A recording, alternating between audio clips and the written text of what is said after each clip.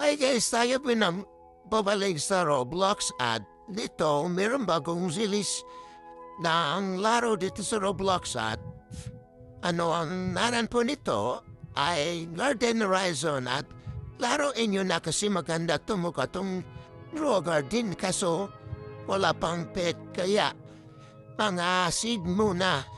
Dito kinalikta ko yung mga plants at madami tayo mga pera at dito kumuha ako ng apple at itong mga music na to nasa background dito yung music niya. Pinalitan ko yung music copyright tayo at dito sinir ko at mukhang papalando tayo dito at tignan natin yung price. Yung paldo 9K at dito madami na tayong pera. Tumili na muna ako ng seed corn kasi hindi pa ako mayaman. Okay, huwag kayo mag-alala. Pagyayaman ako dito. Bibigyan mo kayo ng fruit.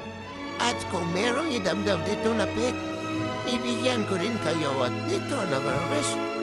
Ako natanim ako at ganda ng graphics. Ganda.